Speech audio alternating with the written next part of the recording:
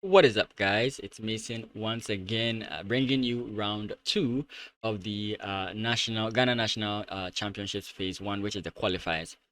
In this game, I play against Edward Thompson, candidate master Edward Thompson, who I found out earlier when I first met him to be a man who came to my primary school to teach chess. Yeah, so I haven't beaten him before. I think I've played him 3 times and I've lost every single time. And this is another opportunity for me to play against him. I just want to add that these are my like raw analysis. Yeah, the games ended on Sunday, and I could have analyzed them. I did look at them briefly, but I haven't really like gone into details into my analysis. This is like my raw analysis to make sure that these videos are quite short. But if you do want a deeper analysis, I'll be streaming. I'm not streaming this on Monday because I'm recording all these videos on Monday, but I'll stream on Tuesday and on Wednesday. So if you see this video on Tuesday and you're not able to join the stream, don't worry, you can join me on Wednesday. On Wednesday, I will also stream and we'll go into a deep dive with these games. So on Tuesday, I'll do round 1 to 5 to 4 or 5. Then I'll do the rest on the next day. So if you drop by and you miss the other games, you can ask me and I may go back. Okay. And the stream is twitch.tv/pen_mason. I would love to see you guys there. And with that out of the way, let's get into game number 2 or round 2. Day 1, round 2. I'm playing white here, and as we know, d4. d4, knight f6, bishop to f4, d5, e3, bishop f5. And you guys know I was smiling here. Why? If you recall the other video I made, the Carlsbad pawn structure, I can't get it when my opponent plays like this. Of course, it's not confirmed, but then we go c4. c4, he plays e6, knight c3, then he plays c6, and I'm like, oh my god. I might get my Carlsbad pawn structure. I was so excited at this point. And I don't know if I should trade here. Sometimes I get confused. Maybe I should just trade here.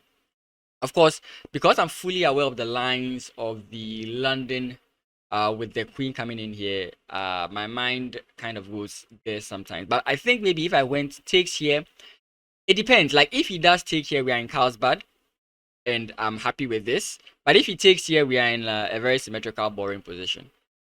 So I didn't want to give my opponent too much of a choice, kind of. So I continued by playing queen to e3, targeting here. Depending on what he does, I can get, for example, like queen here.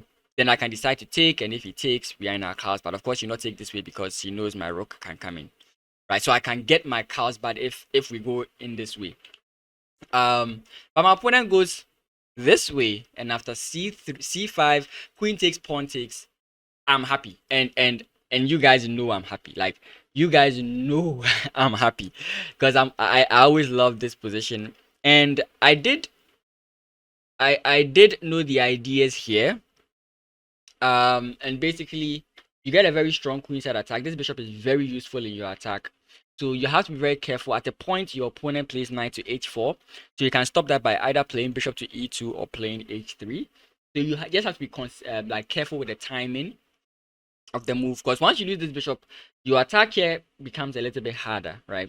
Though this might be your bad bishop, it becomes significantly harder when it's not there, because now the rook can come in here and like make a very strong defense. So I'm playing very confidently. I'm playing my moves fast because I'm very like comfortable with this position. I'm very happy here. My opponent plays knight b to d7, b4, bishop to e7, b5. This is completely fine. Don't worry, it's completely fine. Why are you doing this? My opponent castles and takes. You want to give your opponent this backward pawn, and you want to open this file for you. Now, just a little bit of a chess lesson. We have open, semi-opened, and closed files, and this is denoted by the pawns, not the pieces. The pawns of either player. So semi-open files, one player has his pawn on the board. It doesn't matter if black has 3 of his pawns on the board. It's a semi-open file as long as only he has and his opponent doesn't have, right? So semi-open files, I believe, are better for the player who doesn't have a pawn on the file. So this a file here is a semi-open file or semi-open file, and because I don't have a pawn on this file, I believe this is a better file for me in my opinion, right? Because I can double and put pressure there. That is kind of like my understanding of these things. So I'm feeling good here. This guy is bad. I can double up. Everything is going on. Everything is going swimmingly. Okay.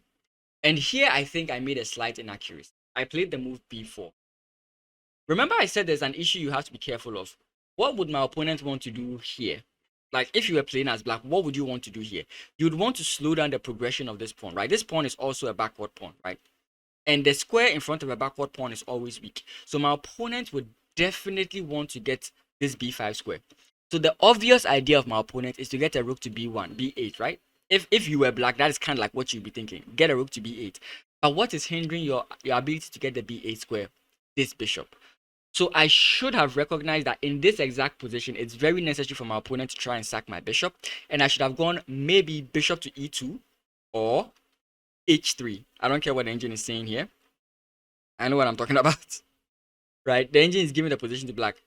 But and that's my reasoning behind it. Of course, the engine is arguing that my move is too slow. But I have an idea, I have an understanding as to like why I would prefer this.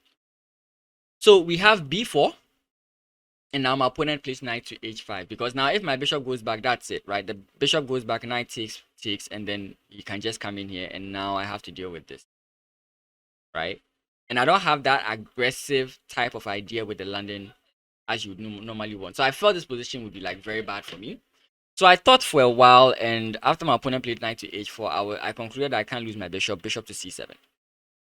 I know the rook will attack, but then bishop comes back. And I think I'm still fine.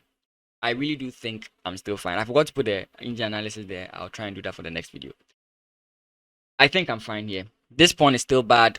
I can try and maneuver my way. Of course, if my knight can get into e5, this pawn is a problem for my opponent. Okay, I think I've fixed my problem. My opponent aims for a trade of bishops. I say that's fine. Bishop to e2. I want to use this time to develop my pieces. Bishop to e2. The knight is hanging, so he goes back. Then my knight goes into f3. I can castle on the next move. Bishop takes, rook takes, and then my rook can now come in, and I'll be fine. So bishop takes, rook comes in, pawn push.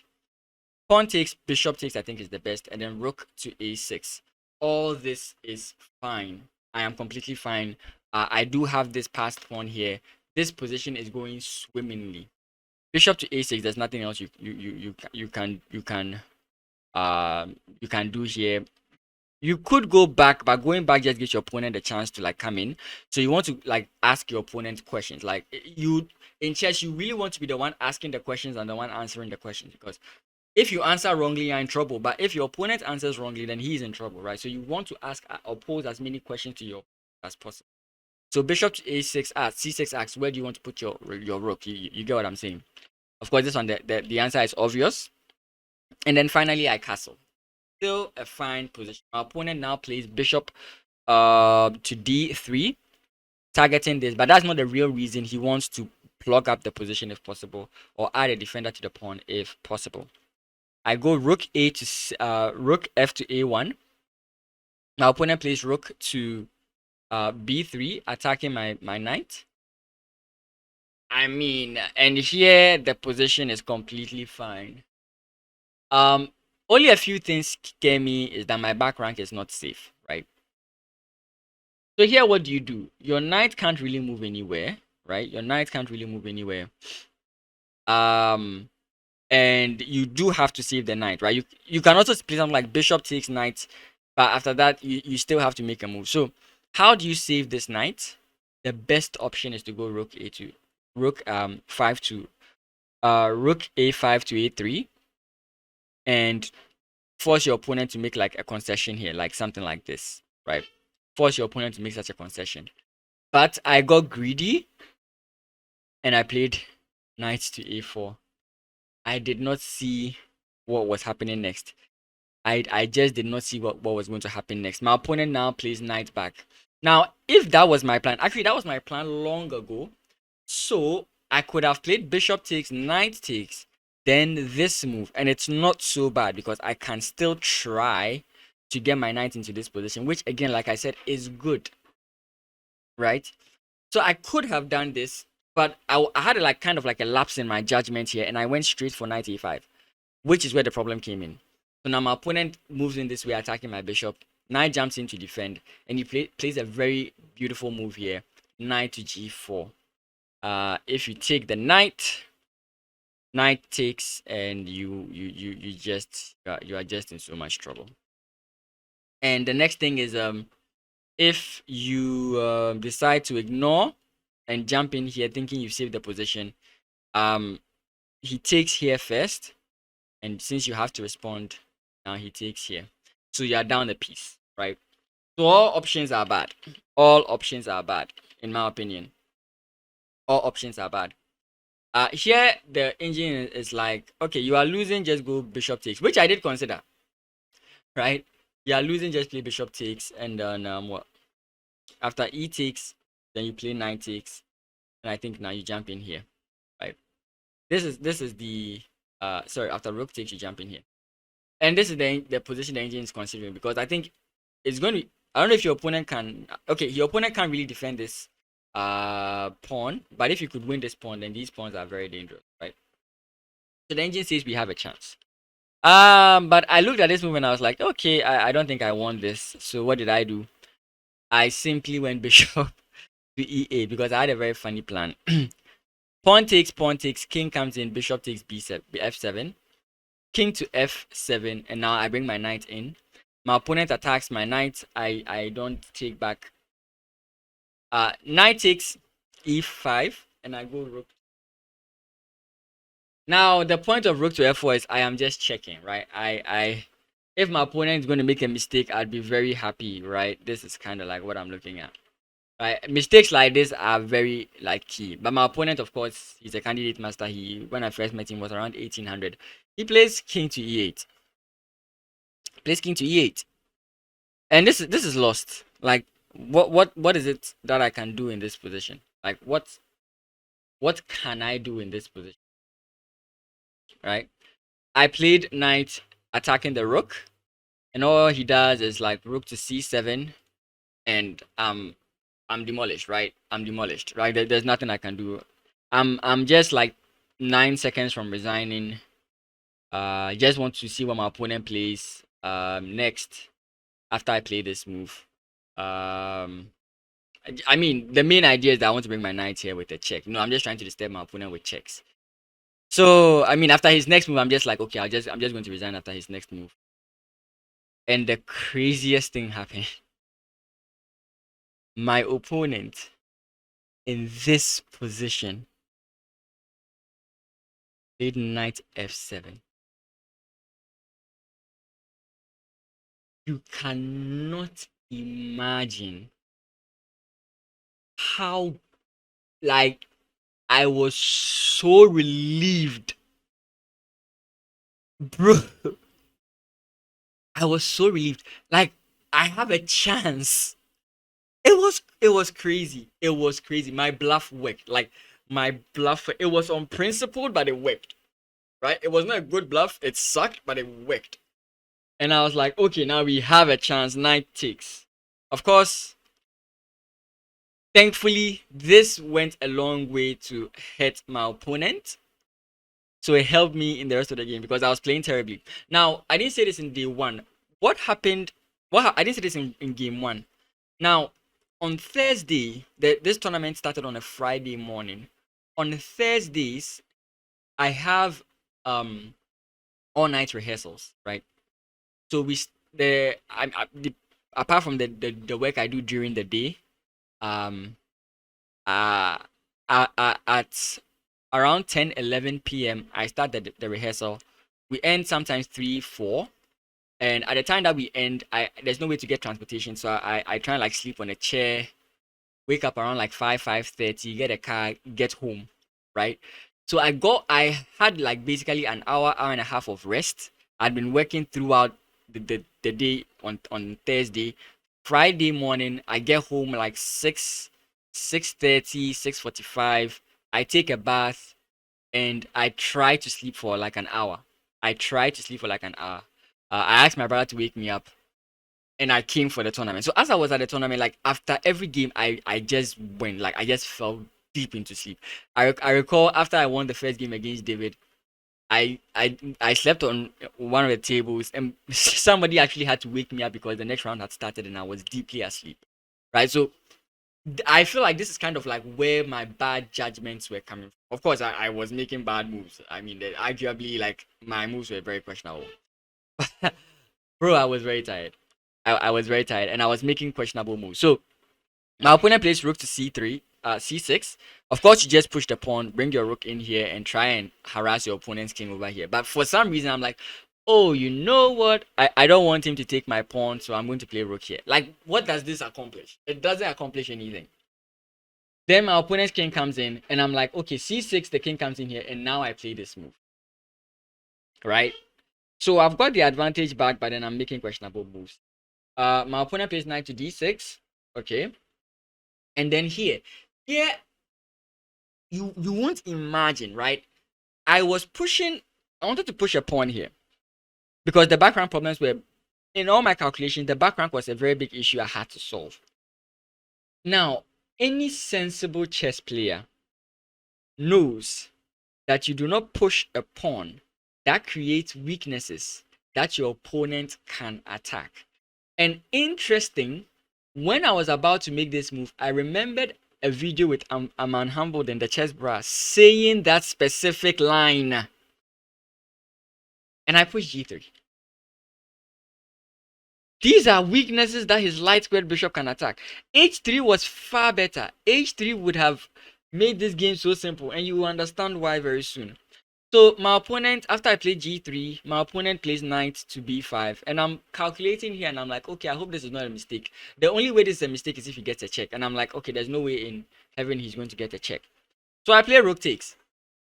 I mean, and then I realize rook to c1 check, king to g3, bishop to f1. So imagine this exact same position, but then I had played h3. h3, knight comes in here, and my opponent comes in with check. Where is this bishop going? Like, what is this bishop going?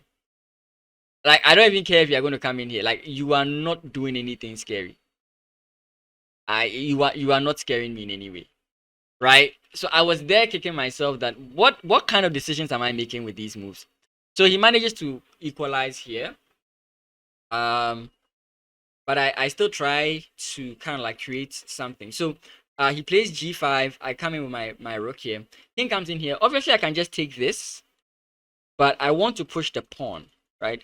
Now, I don't want to really promote the pawn. I just want to get rid of this bishop. My knight is bad, right? My knight is bad. So if I can trade my knight for his bishop, I think I'm okay. I think. If anything, push comes to shove, this is a draw, right? So I play this move first. My only problem is that if I play like pawn push, after rook takes, king takes, I'm in a bad position. So I play check first, forcing the king forward, and I take, because now that the king is not close, I can push the pawn. My opponent plays rook. I push my pawn finally, and then he plays bishop here.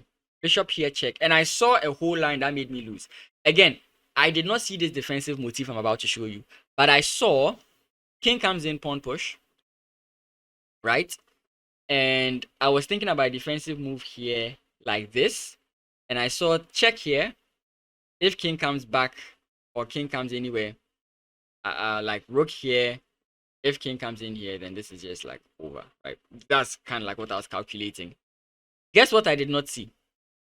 What I did not see was that after this position, where my opponent would probably have to like go rook here first, like this, I did not see that I had this move. I did not see it. Okay, it's not here actually. Sorry. What was the position actually? I get a free move. Check here. Aha, yes. After this move.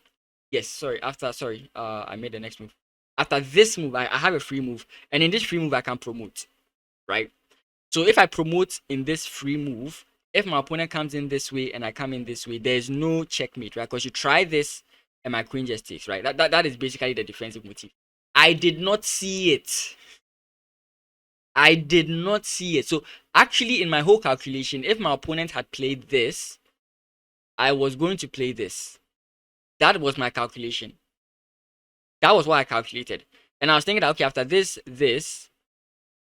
then I would try something. That was basically my thought process. I would try something. I couldn't figure it out. I just couldn't figure it out. Right? So yeah. Instead of what happened after my opponent played the move, bishop check, and my king moved, I was expecting him to play g4. He didn't play g4. He instead touched his king. And if you are well versed in your chess rules, it's touch and play. So he touched his king, and now by touching his king, any king move is actually wrong. So he has to move his king, and there's no good king move he can make. That helps his position. So he touches his king and moves it to this square, and at this point, it's over red rover set back, like I've been saying. I learned that from Danny Wrench. And it was in this position that candidate master Edward Thompson resigned. He clobbered me. If not for that one mistake, I was so lucky and I was so fortunate. Second game down, and I have my second win, which only means it's going to get harder from here. But guys, thank you guys so much for watching. We are going to go on to round 3. Still on day 1, round 3. I play Kojo Bonsu. And it promises to be a nice day. If I can get 3 wins, all I need to do is maybe get 2 wins in the next day and then draw the rest of the games, and I'm Gucci, right? So that will be it for today. If you enjoyed this video, remember to like, comment, and subscribe. You can always join my streams, twitch.tv/pen_mason. I'm sure I heard in the previous video that I'd be doing a stream today, being Wednesday. That's when this video is going to come out. I'm recording it on Monday, but it's on Wednesday that this video is going to come out. So I'm sure you've seen some of the analysis already, but if you love this video, I really do love the engagement. Thank you guys so much for being around, and I'll see you twitch.tv/pen_mason in the next video. Have a great rest of your day. Peace.